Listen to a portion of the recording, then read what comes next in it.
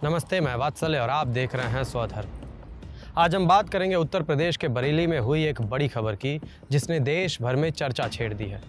26 सितंबर शुक्रवार की नमाज के बाद बरेली में आला हजरत दरगाह और आईएमसी प्रमुख मौलाना तौकीर रजा खान के घर के बाहर भारी संख्या में लोग इकट्ठा हो गए।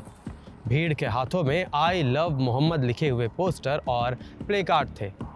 चारों तरफ नारेबाजी हो रही थी। वीडियो एजेंसी द्वारा साझा किए गए, जिनमें साफ देखा गया कि दोनों जगहों पर पुलिस और सुरक्षा बलों की भारी तैनाती की गई थी। लेकिन जैसे ही हालात बिगड़ने लगे, भीड़ ने पत्थरबाजी शुरू कर दी और पुलिस ने लाठीचार्ज किया। इस बीच इंस्पेक्टर जनरल अजय साहनी ने कहा कि हालात काबू में हैं और सड़कों पर पूरी शांति है। उनका कहना था, हम सब सड़कों पर हैं, कहीं कोई गड़बड़ी नहीं है। जब फोर्स फ्लैग मार्च निकाल रही थी, तभी कुछ शरारती तत्व नारेबाजी करने लगे। अब सवाल उठता है कि आखिर ये आई लव मोहम्मद विवाद शुरू कैसे हुआ। तो चलिए थोड़ा पीछे चलते हैं, कानपुर, जहां ये पूरा मामला पहली बार सामने आया। दरअसल बरावफात की शोभा यात्रा के दौरान मुस्लिम समुदाय के कुछ लोगों ने आई लव मोहम्मद लिखे पोस्टर लगाए थे। ये पोस्टर सैयदनगर रावतपुर थाना क्षेत्र में एक सार्वजनिक सड़क पर बोर्ड की तरह लगाए गए। लेकिन जैसे ही ये पोस्टर लगे, कुछ हिंदू संगठनों ने आपत्ति जताई। उनका कहना था कि ये एक नई परंपरा है और जानबूझकर उकसाने के लिए ऐसा किया गया है। कानपुर के डीसीपी दिनेश त्रिपाठी ने कहा, हमने समझाने की कोशिश की कि सार्वजनिक सड़क पर कोई नई परंपरा शुरू नहीं की जा सकती। वहाँ टेंट भी लगाया गया था, जहां से राम नवमी की शोभा यात्रा गुजरती है। यह सब कानून व्यवस्था के लिए खतरा हो सकता था, इसलिए कार्रवाई की गई और किसी को बख्शा नहीं जाएगा। इसके बाद मामला धीरे धीरे यूपी के कई जिलों में फैल गया, यहां तक कि उत्तराखंड और कर्नाटक तक पहुंच गया। जगह जगह पोस्टर हटाए गए, विरोध प्रदर्शन हुए और पुलिस को सख्ती करनी पड़ी। इसी बीच मौलाना तौकीर रजा ने 26 सितंबर को बरेली में प्रदर्शन का ऐलान किया और कहा कि इस मुद्दे पर इस्लामिया ग्राउंड में धरना दिया जाएगा।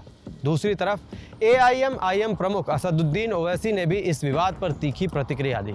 उन्होंने कहा, अगर कोई आई लव महादेव लिखे तो उसमें क्या दिक्कत होगी, इसमें गैर कानूनी क्या है। अगर कोई हैप्पी बर्थडे पीएम मोदी का पोस्टर लगा सकता है तो आई लव प्रॉफिट मोहम्मद क्यों नहीं हो सकता। इसमें हिंसा कहाँ है, इसमें गलत क्या है। ओवैसी ने अनुच्छेद 25 का हवाला दिया और कहा कि धर्म की स्वतंत्रता संविधान द्वारा दी गई मौलिक अधिकार है। उन्होंने कहा, एक मुसलमान का ईमान तब तक पूरा नहीं होता जब तक वो पैगंबर मोहम्मद से सबसे ज़्यादा मोहब्बत न करे। आप दुनिया को क्या संदेश दे रहे हैं, इस पर आपत्ति जता रहे हैं। तो अभी इस मामले में उत्तर प्रदेश के मुख्यमंत्री योगी आदित्यनाथ का भी बयान आया है। आप खुद देखिए योगी आदित्यनाथ ने इस मामले पर क्या बोला। आपने देखा होगा कल बरेली के अंदर वो मौलाना भूल गया कि शासन किसका है। वो ये मानता था धमकी देंगे और हम जबरदस्ती जाम कर देंगे। हमने कहा जाम नहीं होगा, कर्फ्यू भी नहीं लगेगा, लेकिन कर्फ्यू का सबक तुम्हें ऐसा सिखा देंगे कि तुम्हारी आने वाली पीढ़ी दंगा करना भूल जाएगी।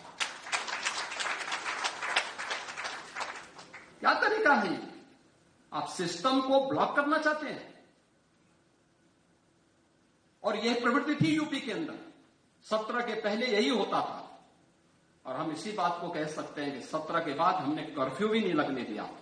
लेकिन ऐसे बैरियर को चुन चुन करके वे जिस प्रकार की भाषा को समझते थे, उस प्रकार की भाषा से उनको समझा करके उसको उसकी सजा दिलाने का काम भी किया है।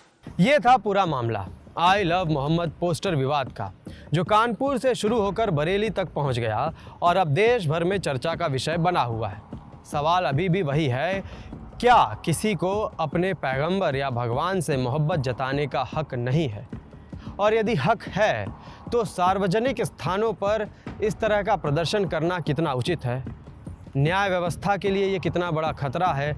दो समुदायों के बीच में ये मामला कितना गंभीर हो सकता है? ये तमाम मुद्दे इस पर आते हैं। इस पूरे मुद्दे को लेकर के आपके क्या विचार हैं, कमेंट करके अवश्य बताएं। धन्यवाद।